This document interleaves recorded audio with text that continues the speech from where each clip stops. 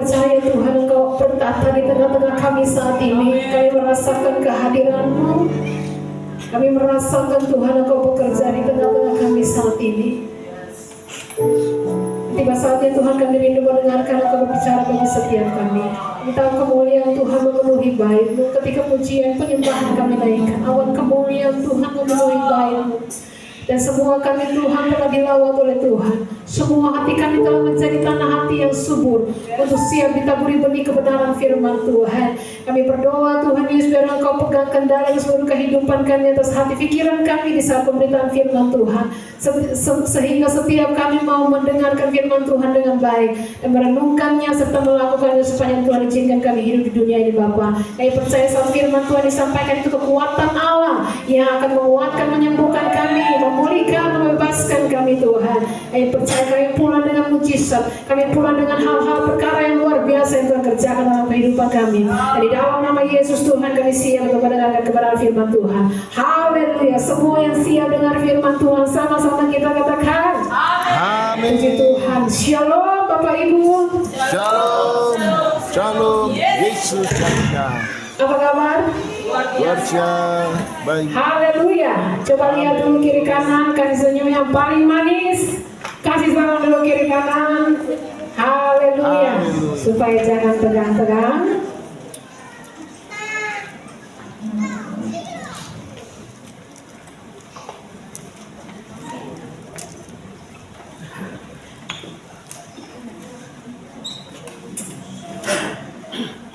Bapak Ibu yang diberkati oleh Tuhan, kita sedang hidup di akhir zaman dan kita yakin bahwa tidak lama lagi Tuhan akan segera datang pada kali yang kedua. Sebab Yesus berkata dalam kitab-kitab perjanjian baru, bahkan dari perjanjian lama pun dikatakan aku datang segera. Ya, itu yang Yesus sampaikan kepada kita mempelainya. Coba tampilkan yang bentuk jam, ada beberapa itu.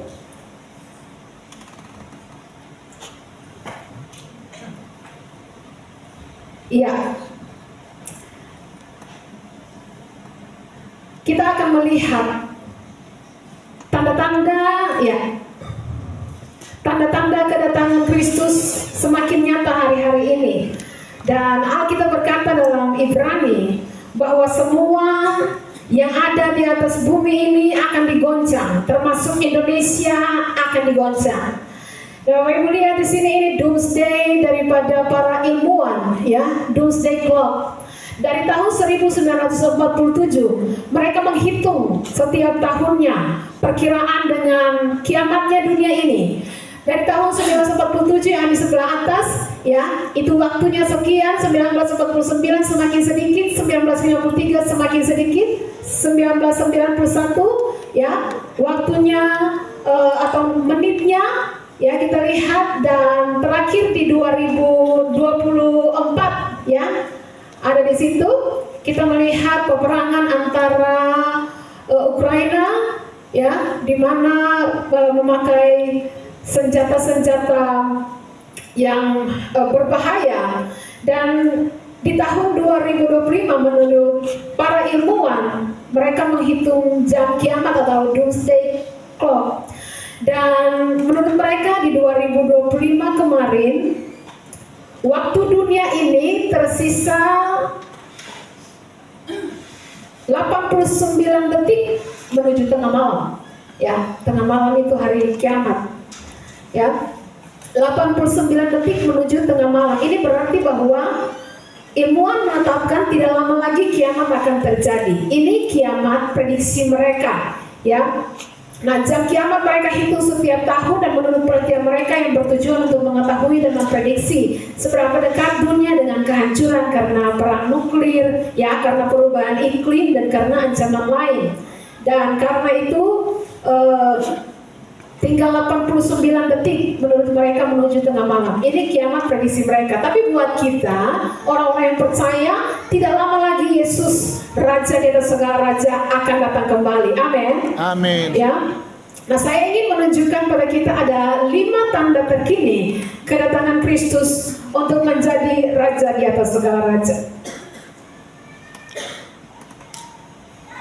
Kan? Yang pertama,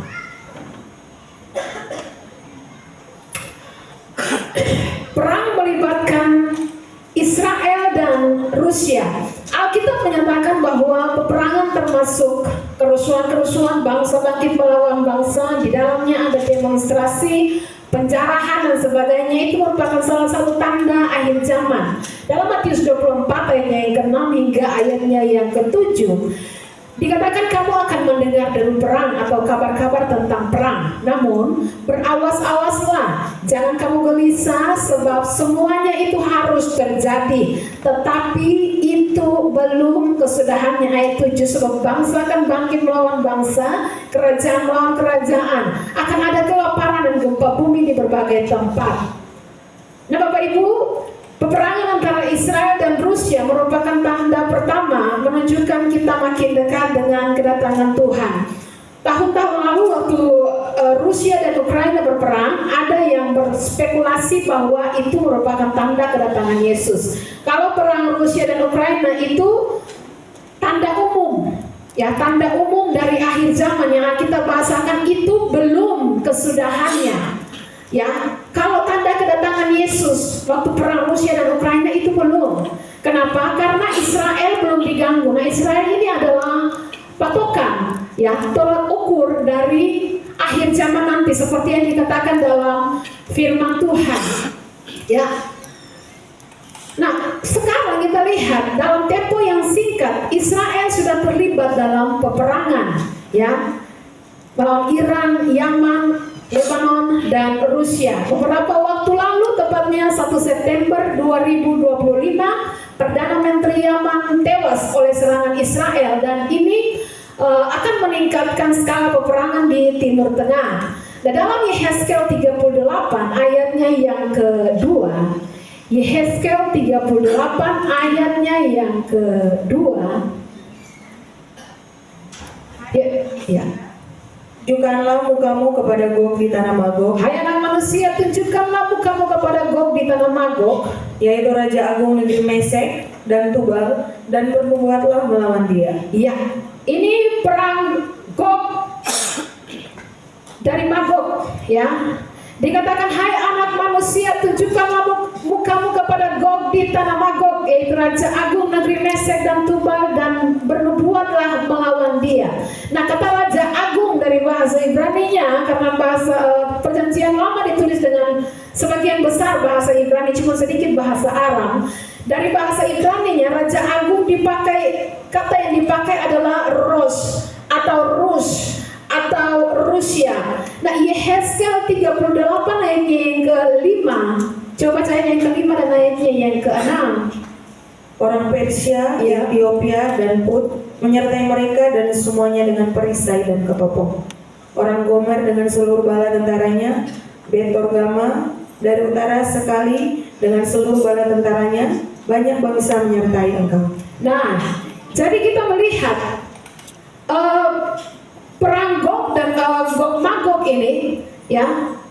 Kalau tadi dikatakan tentang orang Persia, Ethiopia, Put menyertai mereka, ya, orang Gomer dan sebagainya. Kita lihat bahwa Gog atau Rusia yang tadi saya sudah katakan dari bahasa aslinya Raja Agung itu Ros atau Rus atau Rusia, ya.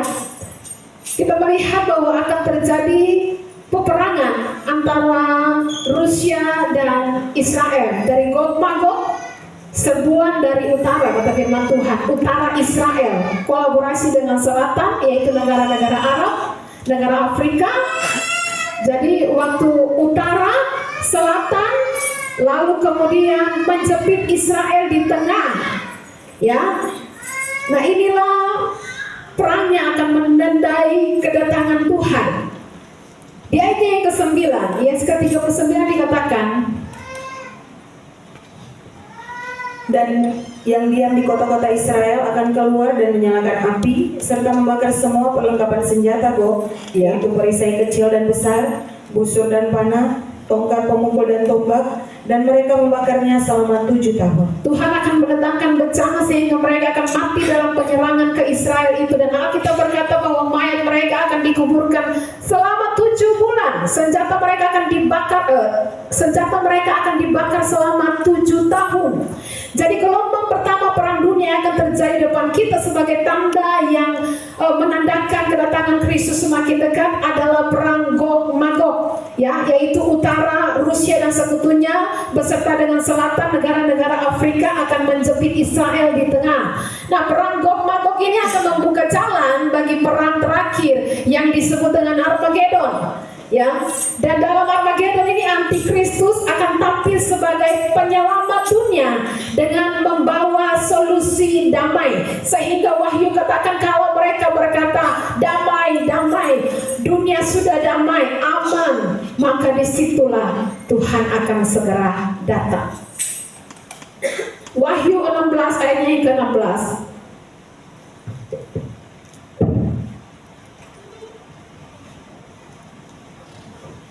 Firman Tuhan, lalu ia mengumpulkan mereka di tempat yang dalam bahasa Ibrani disebut Harmageddon. Ia mengumpulkan mereka di tempat yang dalam bahasa Ibrani-nya disebut Harmageddon, ya.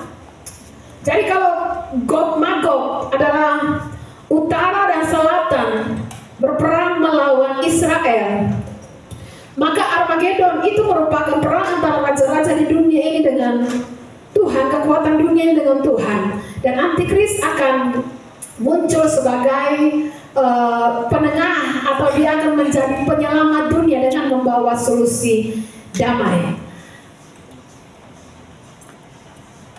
Dalam Wahyu 16 ayatnya yang ke-12, Wahyu 16 ayatnya yang ke-12, dan malaikat yang ke-6 menumpahkan jauhnya ke atas sungai yang besar, sungai Efrat. Lalu keringlah airnya, supaya siaplah jalan bagi raja-raja yang datang dari sebelah timur. Ya, jadi bukan hanya utara, selatan, ya, bangsa-bangsa Arab, bangsa-bangsa Afrika yang akan mengapit Israel dan memerangi Israel, tetapi juga timur. Ya, raja-raja datang dari sebelah timur. Timur tidak akan terima ketika blok barat menguasai dunia, maka timur pun akan bangkit. Lalu pertanyaannya, di mana posisi Indonesia? Indonesia selama ini menganut prinsip non-blok, politik non-blok, bukan blok barat, bukan juga blok timur. Dan kalau posisi itu dipertahankan konsisten, Indonesia relatif lebih aman. Tapi kita berdoa supaya Indonesia mengalami pertolongan Tuhan. Amin. Tanda kedua kedatangan Kristus yaitu perkembangan AI, ya, perkembangan teknologi, ya, AI yang hari-hari ini kita juga gunakan, banyak orang gunakan AI ini, ya. Nah, dalam Daniel 12 ayatnya yang keempat, Daniel 12 ayatnya yang keempat, Firman Tuhan, tetapi engkau Daniel, sembunyikanlah segala firman itu dan menteraikanlah kitab itu sampai pada akhir zaman. Banyak orang akan menyelidikinya dan pengetahuan akan bertambah. Ya. Salah satu contoh adalah penemuan artificial intelligence. Ya, pengetahuan akan makin bertambah. Engkau Daniel sembunyikan segala firman itu, meteraikan, tutup kitab itu sampai pada akhir zaman. Banyak orang akan menyelidikinya dan pengetahuan akan bertambah sampai hari ini. AI, ya, itu menjadi sesuatu yang luar biasa yang sangat membantu. Ya, jadi salah satu contoh penemuan AI yang bisa digunakan untuk mengontrol manusia. Dengan kemampuan AI, ada mobil sekarang yang tidak perlu supir. Jadi kita bisa dibawa kemana-mana tanpa supir. Itu kecanggihan AI. Ya, tidak perlu ada yang mengemudikan. Lalu melalui AI juga, drone bisa diterbangkan tanpa awak untuk mengantar pesanan. Kalau hari ini di Indonesia belum ada, tetapi di negara-negara luar sudah pakai itu. Ya, sudah mengurangi tenaga manusia. Jadi antar makanan, antar pesanan sudah tidak lagi tenaga manusia, tapi pakai tenaga drone, AI yang mengendalikan, mengemudikan itu. Ya. Nah, tetapi Israel tidak menggunakan drone untuk antar makanan, bukan hanya untuk antar makanan, tapi Israel cerdas, mereka gunakan drone menjadi senjata dalam peperangan seperti yang terjadi di Iran dan Yaman. Ya, itu semua dengan teknologi AI yang ada, dan semuanya mulai tergenapi pada zaman di mana kita hidup saat ini. Melalui AI, Mereka menciptakan robot cerdas yang bisa membantu manusia membersihkan rumah. Jadi ibu gembala kalau kecapean, apalagi kalau bateria, Alicia, ya bateria Ati, dosen dengar-dengar, ibu gembala jadi robot AI. Ya, itu dia bantu semua tugas rumah dia yang kerjakan. Ya, tapi yang mengerikan adalah robot ini sekarang bisa menjadi prajurit dalam peperangan. AI juga bisa dipakai untuk mengontrol manusia. Apalagi misalnya dengan chip implant, ya, digital ID, biometrik, dan akan mendukung sistem tanda bintang yang dikatakan Wahyu 6, tanda binatang 666. Dalam Wahyu 13 ayatnya yang ke-15, 16. Firman Tuhan, dan kepadanya diberikan kuasa untuk memberikan nyawa kepada patung binatang itu, sehingga patung binatang itu berbicara juga dan bertindak begitu rupa, sehingga semua orang yang tidak menyembah patung binatang itu dibunuh. Dan ia menyebabkan sehingga kepada semua orang, kecil atau besar, kaya atau miskin, merdeka atau hamba, diberi tanda pada tangan kanannya atau pada dahinya. 17-18. Dan tidak seorang pun yang dapat membeli atau menjual selain daripada mereka yang memakai tanda itu, yaitu nama binatang itu atau bilangan namanya. Yang penting di sini ialah hikmat. Barang siapa yang bijaksana, baiklah ia menghitung bilangan binatang itu, karena bilangan itu adalah bilangan seorang manusia, dan bilangannya ialah 666. Nah, kalau kemarin sempat disinggung oleh Bapak Gembala tentang binatang yang keluar ini ya, binatang yang keluar dari dalam laut, yang kemudian dia berkepala 7, bertanduk 10. Nah, ini sebenarnya berbicara tentang negara-negara, 10 negara yang mempunyai kekuatan terbesar di dunia ini, ya, raja-raja yang mempunyai kekuatan terbesar di dunia ini, para presiden, pemimpin-pemimpin negara, dan mereka akan bersatu, ya. Dan kita melihat di sini dikatakan bahwa tentang tanda 666 ini, tidak seorang pun bisa menjual dan membeli selain daripada mereka yang memakai tanda binatang itu. Dan para teolog terbagi dalam dua tafsiran berbeda. Ada yang menafsir secara rohani tanda 66 ini, ada yang menafsir juga secara hurfiah, ya, atau tekstual, bahwa kalau yang menafsir secara rohani, tanda 666 ini bicara tentang roh mamon, keserakahan yang makin menguasai manusia, dan orang akan menghalalkan segala cara karena mereka serakah menjadi budak uang, dan mereka bisa melakukan apa saja untuk merugikan orang lain. Makanya kita lihat gejolak yang terjadi di bangsa ini, terjadi di mana-mana karena masalah keserakahan, ya, di mana kaum elit mendapatkan keuntungan luar biasa, sedangkan rakyat semakin dicekik dengan pajak yang semakin tinggi. Saudara, bahkan di mana-mana banyak terjadi minyak oplosan, ya. Kita beli minyak tanah, bisa ada minyak tanah oplosan, bensin oplosan, ya, beras oplosan, semua dioplos, ya. Otak juga dioplos, muka juga dioplos, ya. Karena semua yang ada di otak cuman uang. Ini tafsiran rohani, tapi tafsiran rufiahnya bahwa itu bisa berupa chip implant atau AI yang digunakan lalu ditanam di dahi atau di tangan manusia, tangan kanan manusia, ya. Nah, kita melihat bahwa seorang yang sangat kaya dan dia merupakan tokoh yang terkenal juga, Elon Musk dari Amerika Serikat, membuat teknologi yang disebut Neuralink, di mana chip ditaruh di otak manusia untuk mengendalikan pikiran. Jadi kalau orang main catur gitu, tidak usah menggerakkan tangan, angkat catur, pindah, cukup dengan pikiran kita saja. Kita suruh pindah, nanti dia pindah. Seperti itu yang mau diciptakan. Ya, itu tanda kedua, di mana pengetahuan semakin bertambah. Tanda yang ketiga dari kedatangan Kristus yang semakin dekat adalah perjanjian damai sebelum aniaya besar terhadap Israel. Saat Donald Trump menjadi presiden Amerika periode pertama 2017-2021, dia memindahkan kedutaan besar Amerika dari Tel Aviv ke Yerusalem di 2018. Lalu kemudian pada masa itu dia menginisiasi apa yang disebut sebagai Abraham Accord atau perjanjian Abraham. Ya, ada perjanjian damai antara Israel, Amerika dengan Uni Emirat Arab, ya, dengan Bahrain, dengan Sudan, Maroko, yang intinya adalah orang-orang yang merupakan keturunan Abraham yang melahirkan 3 agama besar ini, yakni Yahudi, Islam, dan Kristen. Semua harus berdamai. Tidak boleh bentrok satu dengan yang lain. Dan salah satu orang yang paling aktif mengusahakannya untuk perjanjian damai ini adalah menantu daripada Donald Trump, Jared Kushner, yang merupakan suami daripada anaknya Donald Trump, Ivanka Trump. Ya. Nah, tampaknya pada periode kedua pemerintahan Trump di 2025 hingga 2029, Abraham Accord, ya, akan dilanjutkan. Ya. Nah, bagi kita perjanjian damai sesuatu yang baik, sebab daripada perang lebih baik damai. Tapi Daniel 9 ayatnya yang ke-27, Alkitab bilang begini, Daniel 9 ayat 27. Firman Tuhan, raja itu akan membuat perjanjian itu menjadi berat bagi banyak orang selama 1 kali 7 masa.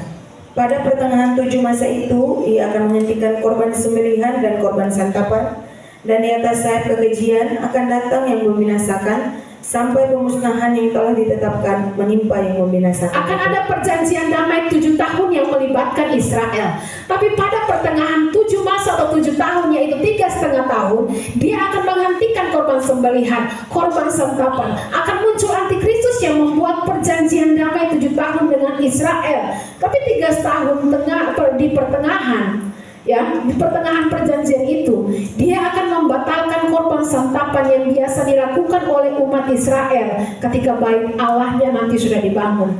Dan kemudian penganiayaan yang sangat besar akan terjadi di seluruh muka bumi. Berarti sebelum terjadi perang-perang besar di akhir zaman, akan ada waktu singkat untuk masa damai. Dalam 1 Tesalonika 5 ayatnya yang ketiga, 1 Tesalonika 5 ayatnya yang ketiga, firman Tuhan, apabila mereka mengatakan semuanya damai dan aman, maka tiba-tiba mereka ditimpa oleh kebinasaan, seperti seorang perempuan yang hamil ditimpa oleh sakit bersalin. Mereka pasti tidak akan luput. Ya, mereka pasti tidak akan luput. Nah, jadi itu tanda ketiga, yaitu perjanjian damai akan diadakan. Lalu yang keempat, tanda keempat dari kedatangan Kristus. Yang tidak lama lagi, yang keempat, perkembangan sistem keuangan digital dan tanda 666. Ini akan segera direalisasikan kepada seluruh masyarakat dunia. Wahyu 13 menjelaskan bahwa tanpa tanda ini tidak ada orang bisa berjual beli. Ya. Nah, hari-hari ini perang dagang sedang terjadi di mana-mana, perang teknologi, ya, perkembangan central bank atau digital currency, ya, dan mata uang digital semakin mengglobal, mata uang kripto dan sejenisnya. Makanya Brasil, Rusia, India, China, dan Afrika Selatan membentuk sebuah kelompok negara berkembang yang bertujuan untuk meningkatkan kerjasama ekonomi dan politik global.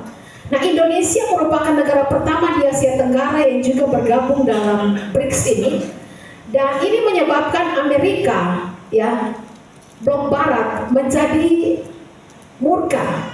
Tetapi yang jelas persaingan antara dolar dan juga kurs lain yang akan makin menguat, dan mereka akan segera meluncurkan mata uang baru, dan diperkirakan Indonesia akan meninggalkan dolar dan masuk dalam mata uang yang baru yang disebut dengan BRICS, ya, Brasil, Rusia, kemudian India, China, dan mana tadi itu? South Africa atau Afrika Selatan, BRICS. Nah, kita akan melihat hal ini bukan di masa berikut, tapi di masa kita hidup hari-hari ini. Di depan mata kita akan menyaksikannya, ya. Dan yang jelas, persaingan dagang, perkembangan teknologi, penyatuan mata uang dunia itu adalah sesuatu yang sedang kita alami hari-hari ini. Kalau dulu kita dengar khotbah tentang akhir zaman, oh masih jauh. Tapi kalau sekarang kita sudah menunggu hitungan detik, ya, seperti para ilmuwan tadi katakan, 38 detik sisa waktu menuju tengah malam, doomsday, ya, menuju tengah malam, menuju kehancuran dunia. Makanya kita harus siap sedia. Tanda terakhir, kedatangan Kristus makin dekat, yaitu persiapan pembangunan bait Allah dan munculnya lembu merah atau sapi merah. Nah, kita tahu bahwa bait Allah didirikan oleh Salomo, anak dari Raja Daud, dan itu menjadi bangunan yang sangat megah sekali. Israel sangat membanggakan bait Allah tersebut, ya. Tapi kemudian kita tahu bahwa Nebukadnezar dari Babilonia menghancurkan Israel dan bait Allah pada tahun 586 sebelum Masehi. Di zaman hidupnya Yesaya, Yehezkel, dan Yeremia. Nah, jadi Nebukadnezar dari Babilonia menghancurkan Israel pada tahun 586 sebelum Masehi, dan akibatnya Israel diperbudak selama 70 tahun di Babel. Ya, bait Allah itu hancur berantakan oleh Babilonia. Nah, memang setelah 70 tahun Israel kembali ke Kanaan, lalu mereka membangun kembali runtuhan bait Allah yang pertama yang didirikan Salomo menjadi bait Allah yang kedua pada masa setelah mereka pulang dari pembuangan. Ya, tapi bait Allah yang kedua itu sangat sederhana, tidak semewah yang dibangun oleh Salomo. Lalu kemudian hari bait Allah ini yang sederhana ini diperluas menjadi lebih besar dan megah oleh siapa? Herodes, Raja Herodes. Herodes saya sudah pernah jabarkan di Natal beberapa tahun lalu bahwa Herodes itu orang yang sangat iri hati dan sombong. Dia tidak mau ada yang menyayangi dia, makanya dia bunuh anak-anaknya. Istrinya pun dia bunuh karena takut orang lebih suka kepada istrinya daripada kepada dia. Adiknya dia bunuh. Ya, makanya dia mencari simpati rakyat. Caranya apa? Bangun bait Allah lebih besar, lapisannya emas, kata firman Tuhan. Itu dibangun oleh Herodes. Jadi sebetulnya Herodes membangun kembali bait Allah, bikin lebih besar, bukan karena dia cinta Tuhan, tapi karena dia punya alasan politik. Ingat bahwa Herodes bukan asli Yahudi, dia keturunan Edom. Dan untuk menarik simpati dari orang Yahudi, dia bangun bait Allah lebih besar dan lebih megah. Ya. Nah, tahun 70 Masehi, bait Allah yang megah yang dibangun oleh Herodes ini dihancurkan oleh Roma, oleh Jenderal Titus dari Roma. Dan sejak saat itu Israel terserak ke seluruh penjuru dunia yang disebut dengan diaspora. Dan tampaknya tidak mungkin balik lagi menjadi negara yang bersatu Israel. Yang disisakan dari Israel apa? Hanya tembok ratapan. Itu adalah sisa bangunan besar bait suci yang didirikan oleh Raja Israel Herodes. Nah, ini dulu dikuasai oleh Yordania, tapi kemudian direbut Israel dalam perang 6 hari. Tembok ratapan itu tembok bagian luar dari tembok yang mengelilingi bait Allah. Jadi tembok ratapan itu tembok luar dari tembok yang mengelilingi. Dia punya bagian luar. Itu tembok ratapan. Pada abad ke-7 atau tahun 700, orang-orang Arab datang dan mereka mendirikan masjid Dome of the Rock di bekas bait Allah dulu. Sedangkan orang Israel pada zaman Raja Daud telah menetapkan Yerusalem sebagai ibu kota Israel ribuan tahun sebelumnya. Jadi kalau kita lihat data sejarah, kita bisa tahu siapa yang lebih awal ada di sana. Sekarang menjadi perang, ya, karena perebutan batas-batas tanah. Nah, abad ke-20 Israel tiba-tiba mengumpulkan kembali semua rakyatnya dari berbagai suku, dari berbagai penjuru dunia. Dan 14 Mei 1948 mereka menyatakan kemerdekaan. Dan visi orang Israel di mana-mana adalah membangun kembali bait Allah. Pertanyaannya, apakah masjid Dome of the Rock ini harus dirobohkan? Kalau iya, ini akan terjadi perang dunia yang sangat hebat. Dan kita di Indonesia pun pasti akan kena imbasnya. Dalam 2 Timotius 2 ayatnya yang ketiga hingga yang keempat. 2 Timotius 2 ayat yang ketiga hingga yang keempat. Firman Tuhan, ikutlah menderita sebagai seorang prajurit yang baik dari Kristus Yesus. Seorang prajurit yang sedang berjuang, tidak memusingkan dirinya. Itu 2 Tesalonika 2 ayat 3 dan 4 ya. 2 Tesalonika. Janganlah kamu memberi dirimu disesatkan orang dengan cara yang bagaimanapun juga, ya. Sebab sebelum hari itu haruslah datang dahulu murtad dan haruslah dinyatakan dahulu manusia durhaka yang harus binasa, yaitu lawan yang meninggikan diri di atas segala yang disebut atau yang disembah sebagai Allah. Bahkan ia duduk di bait Allah dan mau menyatakan diri sebagai Allah. Jadi antikris akan duduk di bait Allah dan minta disembah sebagai raja. Jadi bait Allah akan dibangun dulu, baru antikris menyatakan dirinya. Satu lembaga di Israel namanya The Temple Institute, museum, lembaga penelitian dan pusat pendidikan di Yerusalem yang didirikan oleh Rabi Israel namanya Yisrael Ariel tahun 1987. Ya. Nah, di mereka ini, bagi kita orang yang percaya, waktu Yesus mati tirai bait Allah terbelah dua sehingga orang bisa langsung berjumpa Tuhan melalui korban tanpa melalui korban bakaran para imam dan sebagainya. Buat kita, bait Allah adalah tubuh kita yang dikuduskan oleh darah Yesus. Jadi kita sebagai orang Kristen, ya, pasti tidak akan mendukung pembangunan kembali bait Allah. Jangan saudara bilang, cepat sudah bait Allah dibangun. Sebab kalau bait Allah itu kembali dibangun, antikris akan menyatakan dirinya tempatnya di mana? Bait Allah. Dia akan duduk di bait Allah dan mengaku dirinya sebagai Tuhan dan memerintahkan seluruh dunia untuk sujud menyembah kepada Dia, karena Dia pemimpin dunia. Satu pemimpin dunia, satu mata uang dunia, satu agama dunia. Itu program terbaru dari PBB yang hari ini berganti nama menjadi The New World Order, ya, di mana tatanan dunia baru. Mereka punya program kerja mulai terhitung dari 2025. Program kerja ke depan adalah supaya satu pemimpin dunia, satu agama dunia, satu Tuhan dunia, ya. Jadi semua dijadikan satu dan pemimpinnya adalah antikris yang akan menyatakan dirinya di bait Allah. Ya, jadi jangan sampai kita menjadi orang Kristen, cepat sudah bait Allah dibangun. Ya, so kalau sampai terjadi bait Allah kembali dibangun, memang itu nubuatan firman Tuhan yang harus digenapi. Tapi kalau sampai hari itu terjadi, ya, kita akan melihat sang pendurhaka yang akan dibinasakan, yaitu antikris itu akan duduk dan mengakui dirinya sebagai Tuhan. Nah, bahkan hari-hari ini, bukan hari-hari ini, sudah sejak beberapa tahun lalu, dunia dikejutkan dengan munculnya kembali lembu merah. Saya punya fotonya, cuma mungkin agak berat itu ya. Lembu merah yang sangat sempurna di peternakan Texas yang sering dikaitkan dengan tanda akhir zaman dan persiapan menuju kedatangan Mesias. Nah, menurut tradisi Yahudi, sebelum pembangunan bait suci harus ada ritual dengan lembu merah dalam Bilangan 19, di mana abu daripada lembu merah akan dipakai untuk menyucikan tempat ibadah. Jadi setelah bait suci kembali dibangun, lembu merah yang kini sudah ditemukan, yang sudah ada, berabad-abad lembu merah tidak ditemukan, tapi hari-hari ini sudah ditemukan. Ya, lembu merah itu dipelihara di Silo dari dan kurang lebih para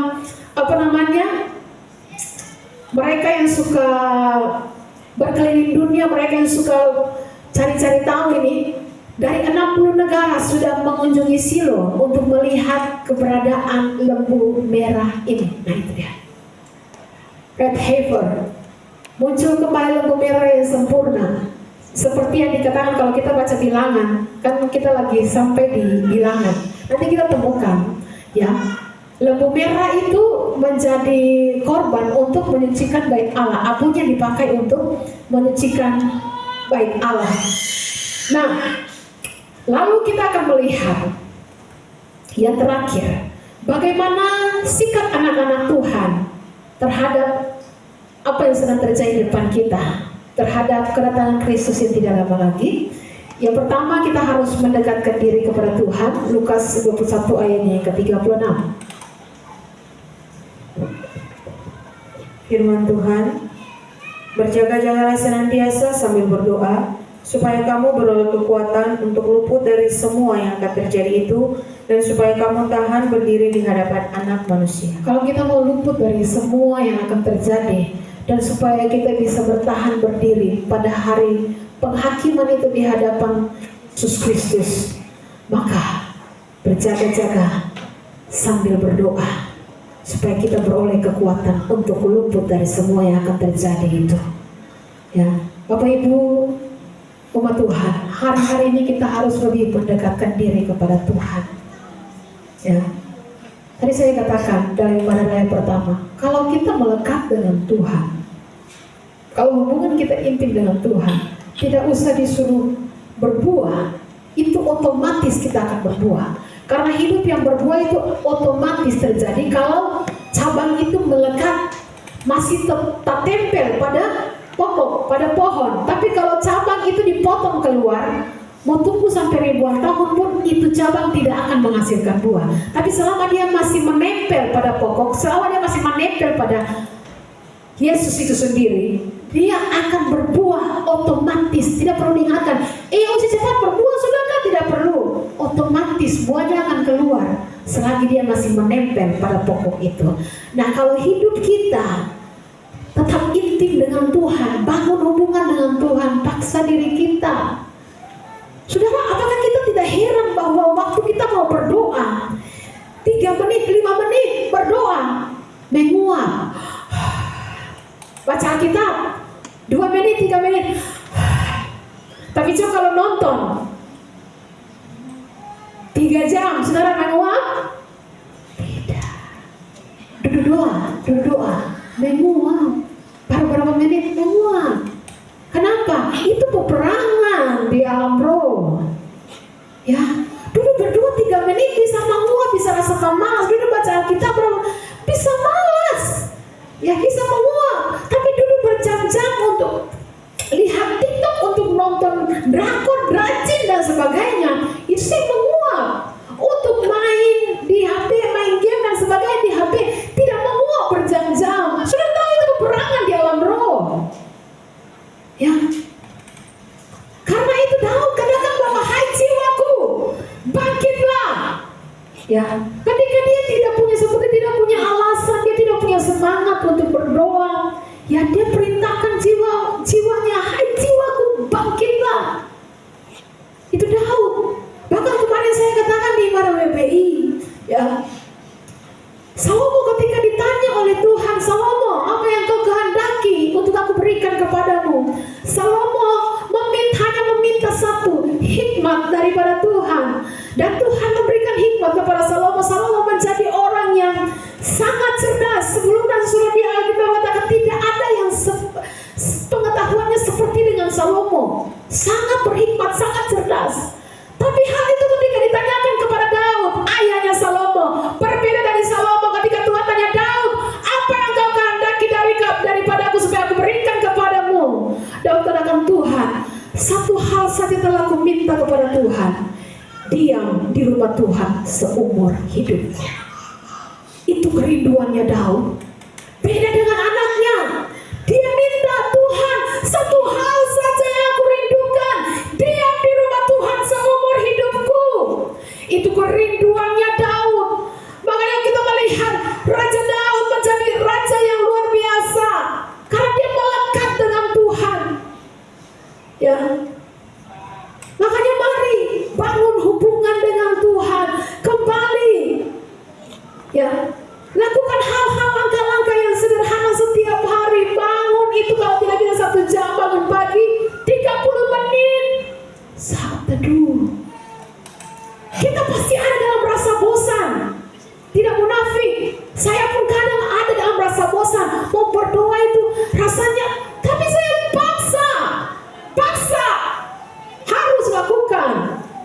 Ya, tidak bisa tidak, harus paksakan diri kita untuk duduk saat teduh di kaki Tuhan. Sebab kita tahu makin dekat dengan kedatangan Tuhan, iblis bekerja dengan luar biasa lembur dia kerja. Karena kita berkata demikian, dia tahu bahwa waktunya singkat, dia turun dalam geraknya yang dahsyat, ya, dan menyesatkan sebanyak mungkin orang. Bapak-bapak, tadi pagi saya katakan, bapak-bapak, bukan tugas pendeta, bukan tugas guru sekolah minggu untuk menuntun anak-anakmu kepada Tuhan. Itu tugasmu. Bukan tugas pendeta untuk bagaimana berdoa untuk rumah tanggamu supaya jangan ada roh-roh jahat yang mengganggu. Itu tugasmu. Karena engkau dipanggil, dipilih Tuhan jadi suami. Sayangnya hari ini ditemukan kenyataannya ya, bahwa bapak-bapak kerohaniannya 10 kali dibawa dari istrinya. Istrinya berdoa, dia main. Itu malam ya, makanya terjadi ya, rumah tangga yang hubungannya mulai tawar, anak-anaknya menjadi gila, uang menjadi Tuhan dalam kehidupan keluarga, pernikahan tawar ya. Bapak-bapak tidak punya kemauan kehendak untuk duduk di kaki Tuhan, tidak punya kehendak kemauan untuk puasa. Siapa yang mau berpuasa untuk anak-anakmu? Siapa yang mau berpuasa untuk bayimu? Siapa yang mau berpuasa untuk istrimu? Jangan heran kalau tiba-tiba istrimu, anak-anakmu bisa menyeleweng, bisa hidup jatuh dalam dosa karena kau tidak berdiri sebagai imam. Hari ini saya mau ingatkan bapak-bapak, kembali ambil otoritas yang Tuhan berikan kepada engkau sebagai imam dalam keluargamu. Engkau harus laksanakan tugasmu, tuntut anak-anakmu kenal Tuhan. Lakukan peperangan Tuhan dalam keluargamu setiap hari.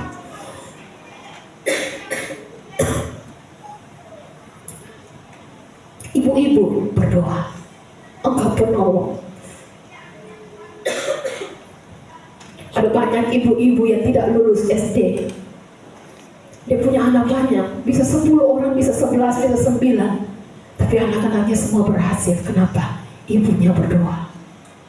Ya, ibu-ibu berdoa, rendahkan diri di hadapan Tuhan ya, berdoa buat anak-anakmu. Hari ini kita lihat banyak suami-suami yang tidak terlalu pintar, tapi hari-hari ini Tuhan pakai suami-suami di kantor mereka, suami-suami di tempat pekerjaan mereka Tuhan pakai, padahal sebenarnya tidak terlalu pintar. Kenapa? Doa istrinya. Ibu-ibu berdoa, engkau penolong, engkau harus kuat. Ya, ingatkan suami kita supaya dia berdiri melaksanakan tugas tanggung jawabnya sebagai imam di tengah-tengah keluarga.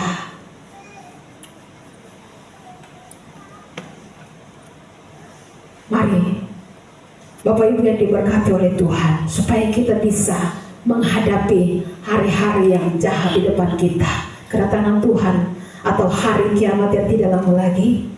Ya, berdoa, bangun hubungan dengan Tuhan.